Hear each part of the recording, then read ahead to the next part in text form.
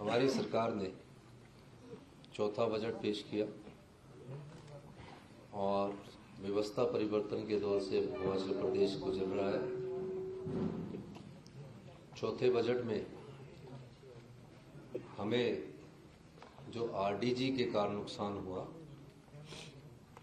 और जो आरडीजी बंद हुई संविधान के आर्टिकल 270/1 के द्वारा, जिसमें प्रतिवर्ष 8 से 10 हजार करोड़ का कर लगता था और पिछले वर्ष तक जो ये वित्तीय वर्ष चला हुआ है इसमें भी आरडीजी हमको सबसे कम 3300-3400 करोड़ रुपए मिलती थी, वो अगले वित्तीय वर्ष 2026-27 से बंद हो जाएगी। काफी प्रयास किए गए, भारतीय जनता पार्टी के नेताओं से भी मुलाकात की गई और माननीय विपक्ष के नेता से भी बात की गई कि हम आपके साथ चलते हैं, लेकिन वो प्रयास सार्थक नहीं हो पाए। तो ये जो बजट की परिकल्पना की गई है, ये आत्मनिर्भर हिमाचल की बजट की परिकल्पना की गई है। इसमें ग्रामीण अर्थव्यवस्था को मजबूत करने की दिशा में कोई कटौती नहीं की गई है, एजुकेशन सेक्टर में कोई कटौती नहीं की गई है, हेल्थ सेक्टर में कोई कटौती नहीं की गई है, आईपीएच पीडब्ल्यूडी में भी बहुत कम कटौती की गई है, लेकिन इसके स्वरूप को बदलने की हमने कोशिश की है। गांव के किसान के हाथ में पैसा जाए, गाय पालक के हाथ में पैसा जाए और निश्चित रूप से ग्रामीण अर्थव्यवस्था को मजबूत करने की दिशा में ये बजट एक महत्वपूर्ण कदम होगा। परिस्थितियां जो भी हो, इन परिस्थितियों का हमें सामना करना है। प्रदेश अपनी संपदा के कारण बहुत अमीर प्रदेश है। घने जंगल है, बहती हुई नदियां हैं, साफ हवा है, लेकिन क्या इस संपदा में हमारे अधिकार है कि नहीं है, ये आज चिंता का विषय है। जिस संपदा से, चाहे एसजेवीएनएल है, चाहे एनटीपीसी है, चाहे एनएचपीसी है, जिस पानी से वो एसजेवीएनएल जो हमारे ही पानी से 67,000 करोड़ रुपए की कंपनी होगी, हमारा बजट आज महज घटकर 54,000 कुछ करोड़ का रह गया। मेरा ये मानना है कि हमारे मंत्रिमंडल के सभी सदस्यों ने मेहनत की, हमारे अधिकारियों ने मेहनत की और बजट के स्वरूप को जब मैं अंतिम रूप दे रहा था तो मैंने इस बजट के स्वरूप को खुद अंतिम रूप दिया और अपने बजट का आकलन ये किया कि मुझे किस दिशा में आगे बढ़ना है। हमने जो योजनाएं लाई है उसमें आम आदमी को उससे मदद मिलेगी, मछली उत्पादक को उससे मदद मिलेगी। अब एक मछुआरा सुबह 4 बजे जाकर पौंग में मछली पकड़ता है, बिलासपुर के बीबीएमबी में मछली पकड़ता है, नदी के किनारे मछली पकड़ता है, उससे हम 15% रॉयल्टी लेते थे। हम जब उनसे मिले, हमारे मंत्रिमंडल के दो सदस्य धर्मानी जी और भवानी पठानिया जी ने उनसे चर्चा की, तो उनकी जब आर्थिक हालत को देखा गया, चाहे बिलासपुर में था, चाहे फतेहपुर में था, चाहे ज्वाली में था, चाहे देरा में था, चाहे नदौन में था, जो भी नदी के किनारे शहर बसे हैं, तो उनकी आर्थिक दशा में कोई सुधार नहीं हो रहा था। इस दृष्टिकोण से हमने मछली उत्पादकों के लिए मुख्यमंत्री मत्स्य योजना लेकर आए ताकि गरीब आदमी को किसी प्रकार का नुकसान हो। आईआरडीपी का हमने सर्वे किया। आईआरडीपी में 11,000 परिवार पिछले 20 सालों से, जब से आईआरडीपी कच्चे मकानों में रह रहे हैं, उनकी परिस्थितियां ठीक नहीं है। और ये सर्वे पंचायत, एसडीएम और डीसी के माध्यम से करवाया गया, इस आकलन के साथ कि समाज के अंतिम व्यक्ति तक उस संपदा का अधिकार मिले। और मुझे खुशी है कि जिन गारंटी की बात ये करते थे, उसके तीसरे चरण की शुरुआत हमने 1,500 रुपए के हिसाब से 1 लाख परिवारों को देने की शुरुआत हमने कर दी है। 1 लाख रुपया तो हम 1,500 रुपया इंदिरा गांधी प्यारी बहना सुख सम्मान निधि का देंगे, उसके अलावा 300 यूनिट फ्री बिजली अभी 1 लाख अति निर्धन परिवारों को देने की शुरुआत की गई है। ये उनका अधिकार है और उस अधिकार के तहत हमने उनको ये दिया है। पीने के पानी का फ्री पानी देंगे और जो हिमाचल प्रदेश समृद्ध हिमाचल प्रदेश तब बनेगा जो 27,000 घर है जो कच्चे मकानों में रहते हैं उनको कम से कम चरणबद्ध तरीके से उन्हें हम पक्का मकान अलॉट करवाएं। ये अपना परिवार सुखी परिवार योजना के तहत इनको दिया जा रहा है। इसके अलावा जो दिव्यांग है उसको भी हमने बढ़ाया, 1700 से बढ़ाकर हमने 3,000 रुपये किया है। हेल्थ में हम बहुत बड़ा परिवर्तन करने जा रहे हैं, शिक्षा में बहुत बड़ा परिवर्तन करने जा रहे हैं।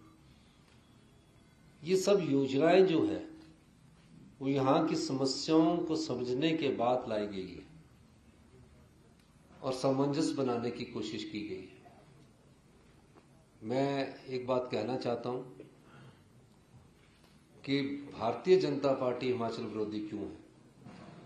आपदा में वो जनता के साथ नहीं खड़े होते, आरडीजी बंद होने में वो जनता के साथ नहीं खड़े होते, वो तो अपराधी की भूमिका की तरह न काम करते हैं। अभी भी बजट हम पेश कर रहे थे, उन्हें सिर्फ अपना लग रहा था, हमें पूरे हिमाचल प्रदेश की 75 लाख जनता का लग रहा था। कभी किसी ने कल्पना सो की है? कभी किसी ने, आप लोगों में से भी किसी ने कभी कोई मांग नहीं की थी कि जो हम पानी पीते हैं उसमें क्लोरीन और ब्लीचिंग पाउडर की स्मेल आती है। मेरी माननीय अग्निहोत्री जी से चर्चा हुई, इस वर्ष पहली बार हिमाचल की जनता के लिए ओजो नेशंस के द्वारा, आरओ के द्वारा 3 चरणों में वर्ल्ड क्लास क्वालिटी का पानी उपलब्ध करवाने के लिए की शुरुआत हम शिमला म्युनिसिपल कॉर्पोरेशन से करने जा रहे हैं। क्या होता है इस पानी से? कुछ ना कुछ, जब शरीर की शारीरिक क्षमता कमजोर होती है तो कोई ना कोई बीमारी आपको घेर लेती है। आपको आप पता भी नहीं लगता, पता उसका अंतिम स्टेज में लगता है।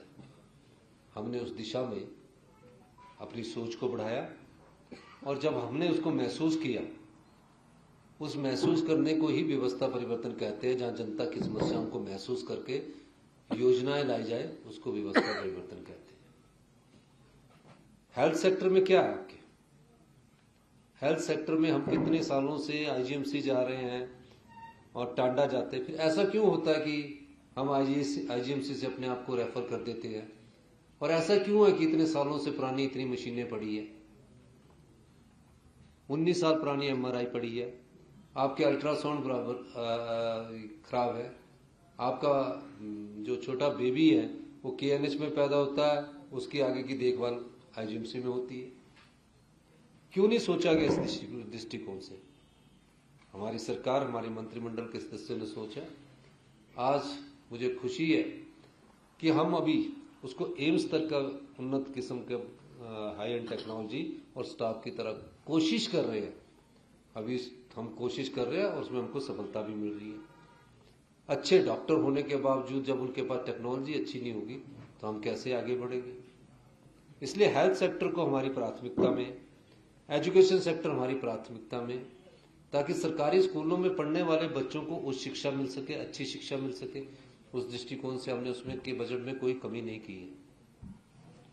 इसके अलावा आज जो बजट प्रस्तुत किया गया है ये उन चीजों को रेखांकित करता है जो आने वाले समाज में बदलाव के दृष्टिकोण से पेश किया गया है।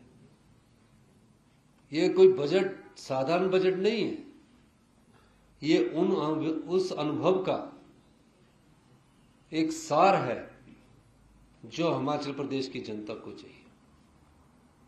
हमने 3 शहर बनाने की कल्पना की। हमारे लोग चिरकपुर जाते हैं, पंचकूला जाते हैं, हमारे लोग वहां फ्लैट खरीदते हैं। ऐसा क्या है कि हमें एक बड़ा हाई एंड टेक्नोलॉजी बेस्ड शहर क्यों नहीं बना सकते? अभी हमारे पास हिम चंडीगढ़ के लिए हमने 10,000 बीघा जगह जो हाउसिंग बोर्ड के नाम कर दी है। 10-10 हजार बीघा के हम 3 शहर बनाएंगे जहां हिमाचली लोगों को भी उसमें रियायती दर पर मिलेंगे और पर उस सारे जो शहर होंगे, ये कोई एक सरकारी कार्यालय नहीं बनाएगा इसको। वर्ल्ड क्लास कंसल्टेंट इसके लिए नियुक्त किए जाएंगे, सारा इंफ्रास्ट्रक्चर उनके माध्यम से किया जाएगा, प्लांट सिटी बनेंगे, किस एरिया में क्या बनना है, उस दृष्टि से 3 वर्ल्ड क्लास सिटीज की कल्पना हिमाचल प्रदेश में की गई है। कई लोग मिलते हैं हमें कि हमने हिमाचल में लैंड करनी है, फ्लैट लो, कई लोग इसकी इंक्वायरी करते हैं। ये जो 3 शहर बनेंगे, इससे हमारी इकोनॉमी ग्रो करेगी, और इतनी इकोनॉमी ग्रो करेगी कि हम लोगों को किसी के ऊपर निर्भर रहने की जरूरत नहीं है। आज कुछ हमने फैसले किए हैं, इतिहास में हमने कुछ पहली बार ऐसा फैसला किया कि अधिकारियों के भी सैलरी पर कट लगा है। मैं धन्यवाद करूंगा सभी अधिकारियों का, सभी कर्मचारियों का, बेचारे जो इस गंभीर वित्तीय स्थिति में हमारे साथ खड़े हैं। लेकिन हमने जिसकी आय के साधन सीमित है, चाहे वो क्लास 3 है, चाहे क्लास 4 है, या हमारे रिटायर्ड पूर्व पेंशनर्स है, उनको किसी प्रकार का कट नहीं लगाया। 6 महीने के भीतर हम बहुत कड़े और ड्रास्टिक फैसले करेंगे, और 6 महीने के भीतर हमारी सरकार का ये प्रयास रहेगा कि हम हिमाचल प्रदेश की जो आत्मनिर्भरता की नींव पड़ चुकी है, जो कि इकोनॉमिक सर्वे में आपको नजर आ चुका है, हमारी पर कैपिटा इनकम 2,83,000 हो चुकी है, उसमें कोई कमी ना लाई जाए, और उसके लिए हम सबको मिलकर एकजुटता से काम करना होगा। ये क्यों हमारी इकोनॉमिक सर्वे में हमारा ये जो 2 पर कैपिटा इनकम बढ़ी, ये इसलिए बढ़ी क्योंकि हमने ग्रामीण अर्थव्यवस्था को मजबूती दी, पर्यटन को मजबूती दी, इससे हमारे ट्रेजरी में पैसा आया। और ये जो सब चीजें हम कर रहे हैं, ये राजनीतिक लाभ के लिए नहीं कर रहे हैं। भारतीय जनता पार्टी सामने वाले तो खुश हो रहे होंगे, लेकिन वो हिमाचल विरोधी भाजपा है, ये सोचने की बात है। जो आरडीजी है वो हमारा अधिकार नहीं है, वो जनता का अधिकार है। 1952 से मिल रही थी, पिछले 77 साल से मिल रही थी, उसमें सहयोग करने के लिए जाने को तैयार नहीं है। एक किसी की एमपी की और किसी एमएलए की सपोर्ट मिल जाए कि आरडीजी के लिए किसी ने कोई मांग पत्र दिया हो। वो मुख्यमंत्री साहब ने कहा कि आप अगर आपने कोई चिट्ठी दी है तो रख दीजिए।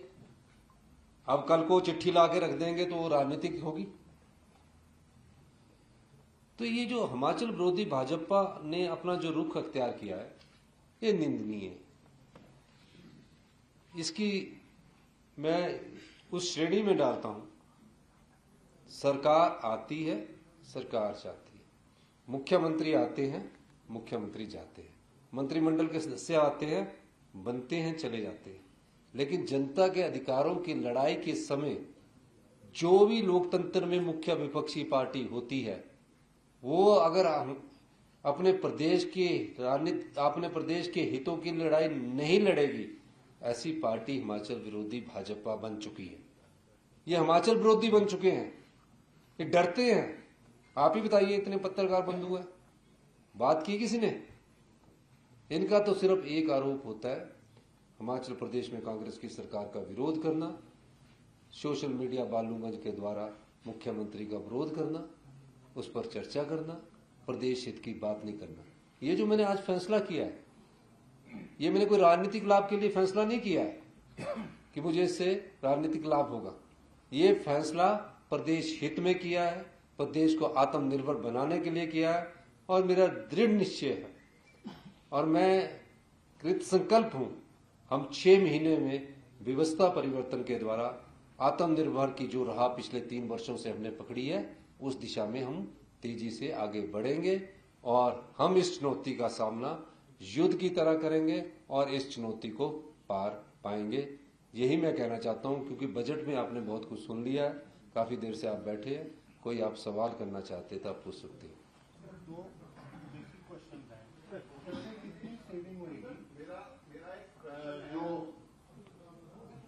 जो आपने कट लगाया डेवलपमेंट जिसको कह रहे हैं, इससे कितनी सेविंग होगी? 1 नंबर 2, हमारा डेट बर्डन किस लेवल पे कितना है, आप वो फिगर दे दीजिए।